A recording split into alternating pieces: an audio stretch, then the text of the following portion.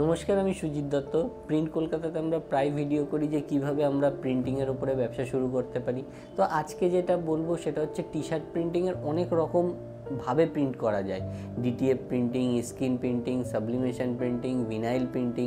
তো এই সমস্ত যে প্রিন্টিংগুলো হয়, তো ভিনাইল প্রিন্টিং ব্যাপারটা কি? তো ভিনাইল প্রিন্টিং এটা অনেকে জানতে চায় যে ভিনাইল প্রিন্টিং কি, কিভাবে হয়।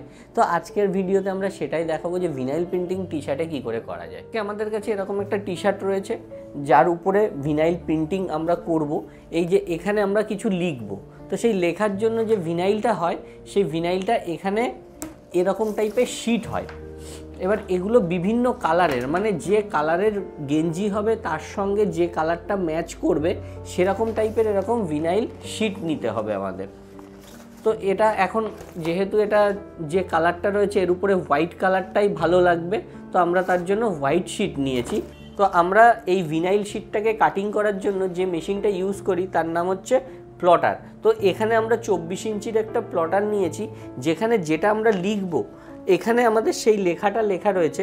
এই প্লটারের একটা নিজস্ব সফটওয়্যার হয়, যে সফটওয়্যারের উপর আমরা লেখাটা লিখতে পারি। তো আমরা যেটা লিখব সেটা আমরা এখানে আমরা সেটা লিখে নিয়েছি, এবং এখানে হয় কি, যেটাই আমরা করব না তার একটা আউটলাইন বের করতে হয় যে প্লটারের মেশিনটা কোথা থেকে, মানে প্লটারের ব্লেডটা কোথা থেকে কাটিং করবে। তো তার জন্য এখানে ট্রেস অপশান হয়। তো আমরা এখানে গিয়ে একটা ক্রিয়েট কাট কন্ট্যুর বলে একটা অপশান আছে, সেই অপশানটাতে যখনই আমরা অন করব, করে কিপ হোল, মানে এই ভিতরের জায়গাগুলোতে কাটবে না, শুধু বাইরে বাইরে কাটবে। তো এখানে একটা অপশান আছে কিপ হোল বলে, তো আমরা কিপ হোল অপশানটাকে অন করে অ্যাকসেপ্ট করব। অ্যাকসেপ্ট করলে কি হবে, এখান থেকে সেই কাটিংয়ের মার্ক আর লেখাটা দুটো আলাদা সেপারেট দুটো হয়ে গেছে, মানে একটা ট্রেস করে নিয়েছি। তো সেই রকমই আমার ট্রেস করা রয়েছে একটা, এটাকে আমি ডিলিট করে দিচ্ছি। তাহলে আমি এই যে আমার টেক্সটটা লিখেছিলাম এখান থেকে আমরা কাটিং করার জন্য একটা ট্রেস করে নিয়েছি এটা। তো এইটা হচ্ছে আমাদের প্রথম কাজ। যেহেতু এই ভিনাইলগুলো ব্যাক সাইড থেকে কাটিং হয়, তো তার জন্য সবসময় আমাদের একটা অপশান যেটা, সেটা হচ্ছে এটাকে না মিরর করতে হয়। এটা ভুলে গেলে অনেক সময় আমাদের ডিজাইনটাই খারাপ হয়ে যাবে। তো আমরা এইটাকে এখানে অ্যারেঞ্জের মধ্যে মিরর অপশান বা রোটেট অপশান আছে, সেখান থেকে আমরা মিরর করে নেব। তাহলে হলো কি, টেক্সটটাকে উল্টো রিভার্স করে নিলাম, মানে মিরর করে নিলাম। এবার মিরর করার পরে আমাদের যে কাজটা থাকবে সেটা হচ্ছে এই যে ভিনাইলটা, এটা বিভিন্ন ভিনাইলের বিভিন্ন থিকনেসে আসে। তো সেই থিকনেস অনুযায়ী আমাদের এই ব্লেডটা কতটা ফোর্সে কাটবে সেটাও আমাদের ক্যালকুলেট করতে হয়। তো আমাদের কাছে সেই জন্য একটা না এখানে ফোর্স টেস্ট বলে একটা অপশান থাকে মেশিনের। তো আমরা এখানে টেস্ট কাটিং বলে একটা অপশান আছে, আমি এখানে একটা আগে কেটেছিলাম, আমি আবার দেখানোর জন্য টেস্ট করার জন্য এখানে টেস্ট করলাম। যেই টেস্ট করলাম, মেশিন একটা পার্টিকুলার জায়গাটা কিছুটা কাটিং করে ফেললো, এইখানে একটা কাটিং করে দিয়েছে। তো আমরা এখন টেস্ট করে দেখব যে সত্যি এটা কাটিং যেটা হলো সেটা সহজে উঠছে কিনা। তো আমরা দেখলাম যে এখান থেকে যে কাটিংটা হয়েছে খুব সহজে এখান থেকে উঠে আসলো, এই উঠে গেল। তার মানে কাটিং করার পরেও সহজে আমরা তুলতে পারবো। যদি আমরা এটা তুলতে না পারতাম তাহলে এটার ফোর্সটা আরেকটু বাড়িয়ে নিতাম, আর যদি দেখতাম এটা অনেকটা কেটে গেছে তাহলে ফোর্সটা কমিয়ে নিতাম। তো যাই হোক, আমাদের ফোর্স যেটা দরকার সেটা আমরা সেট করে নিয়েছি। এবার আমরা যে ডিজাইনটা রেখেছিলাম সেটাকে কাটিং করব। তো আমরা মেশিনটাকে সেট করে নিয়েছি। এবার আমরা কমান্ড দেবো ওকে কাটিং করার জন্য। আর এটাকে আমরা আগেও বলেছি যে এটাকে আমরা মিরর করে নিয়েছি। এবার শুধু আমরা এটাকে সিলেক্ট করে এখানে কাট কমান্ডে যাব, সেন্ড টু কাটার করব, করে আমরা এখানে একে কাট নাও করে দেব। যেই কাট নাও করব, মেশিন আমাদের কাটিং চালু করে দিয়েছে। এই যে কাটিং হচ্ছে, স্পিডটা ডিপেন্ড করছে আমরা কতটা স্পিডে দিয়েছি। আমরা আরও স্পিড বাড়াতে পারতাম, কিন্তু আমরা একটা নর্মাল স্পিডে রেখেছি যাতে ও কাটিংটা করতে পারে আর আমরাও বুঝতে পারি কাটিংটা হচ্ছে।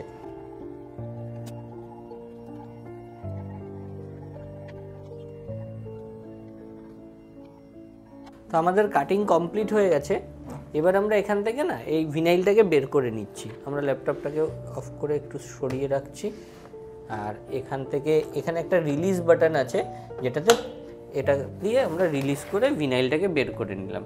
এবার এখানে আমাদের যেটা কাটিং করেছিলাম সেটা এখানে রয়েছে, আর এই ভিনাইলটার থেকে আমরা সেটাকে পিল করে নেব। কি হলো, এখানে ভিনাইলটার মধ্যে যে টেক্সটগুলো আমার দরকার সেটা রয়ে গেছে, আর এক্সেস যে পার্টটা সেটা আমরা কাটিং করে ওখান থেকে বের করে নিয়েছি, এবং ভিতরে একটু একটু রয়ে গেছে সেটাও আমরা এখান থেকে বের করে নেব।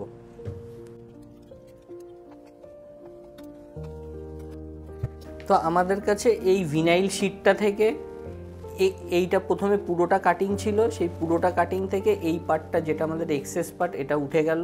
উঠে যাওয়ার পরে যেটা রইলো সেটাকে আমরা আবার ভিতরে কিছু ছিল সেগুলোকে তুলে তুলে আমরা ক্লিয়ার করে নিয়ে পুরো লেখাটা যেটা রয়েছে সেটা হচ্ছে এটা। তো এইটাকে এবার আমরা কি করব, এটাকে আমরা টি শার্টের উপরে প্রিন্ট করেও দেখব যে এটা কীভাবে প্রিন্ট হয়।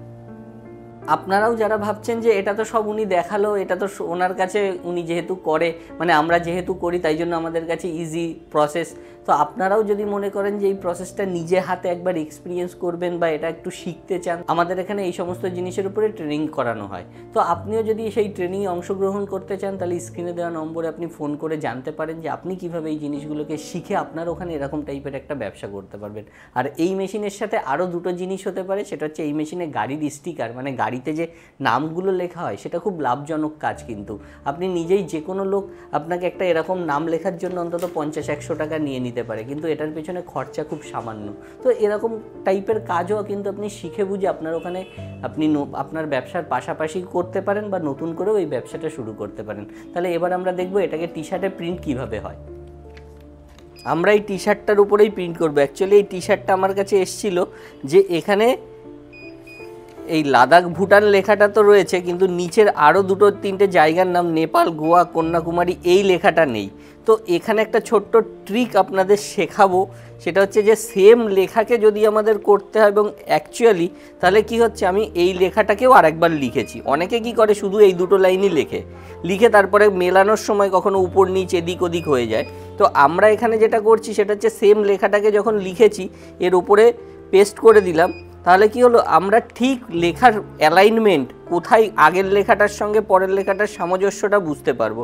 তো তার জন্যই আগের লেখাটা লিখেছি, কিন্তু এটাকে আমরা কেটে ফেলে দেবো, শুধু নিচের দুটোকে ছাপবো। তো এটাকে সেট করলাম প্রথমে।